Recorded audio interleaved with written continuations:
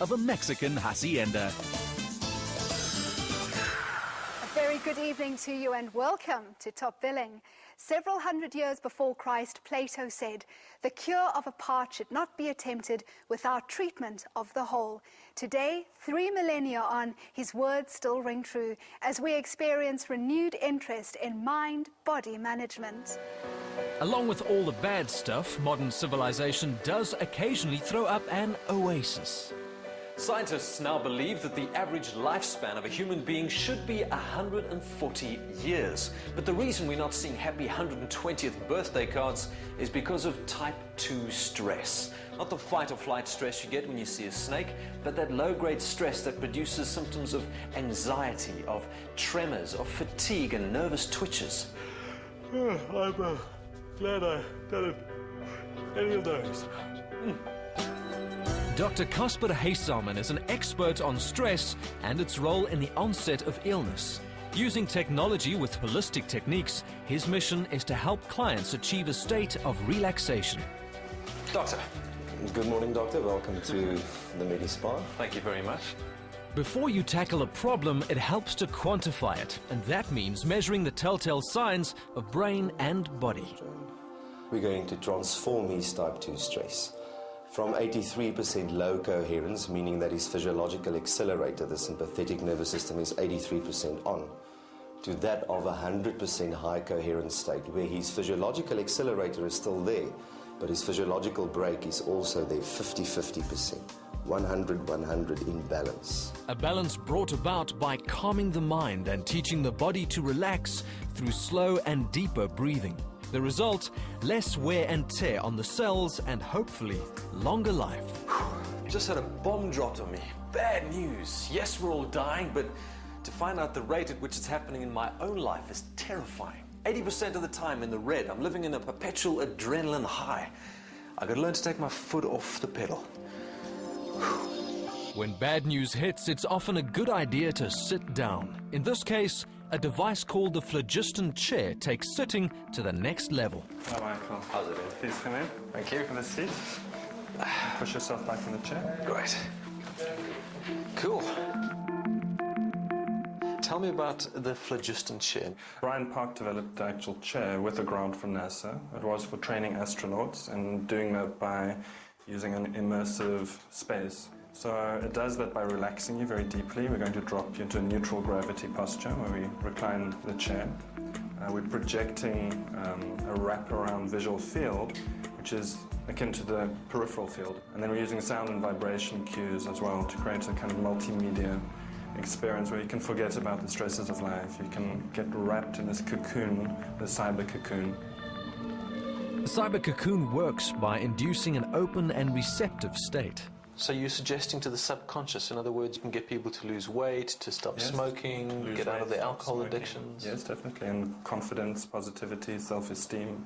There's a whole range of material. And we're actually going to develop our own local content using the beauty of South Africa. Combining both Western and Eastern techniques, the Medi-Spa aims for total well-being from head to toe. When it's done right and left, reflexology, the ancient art of foot massage, will touch your soul as well.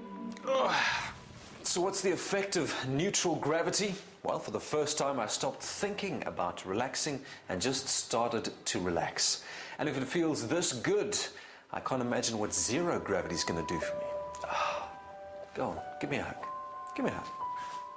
Zero gravity comes in the form of hydrotherapy, otherwise known as a flotation tank.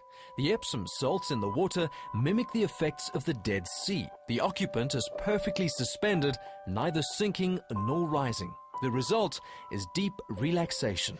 You know, I've experienced the great effects of neutral gravity. What am I going to experience with zero gravity, or what benefits? Well, Michael, as you know, gravity occupies most of the activity of our central nervous system. Many health-related problems arise from that. So when we go into a zero-gravity environment, we're giving a holiday to the whole part of the brain, part of the body that's dealing with gravity, the reticular activating system. The tank is also a tonic for the mind. You talk of accelerated learning. What can you learn while you're floating in the dark on your back in a flotation tank?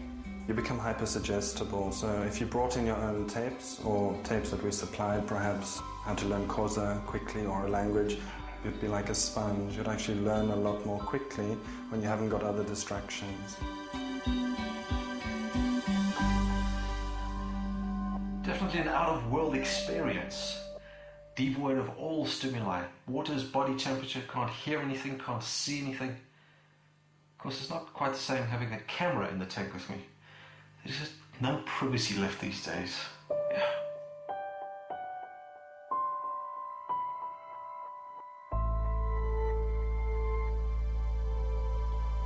Sure. What time is it?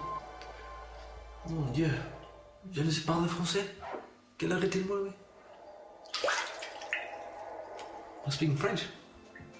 Oh, good. C'est la vie.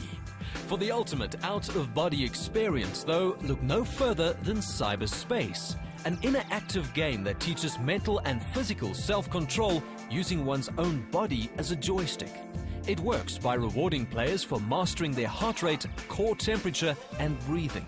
In medical jargon, it's called biofeedback, learning to control our inner processes by making them visible.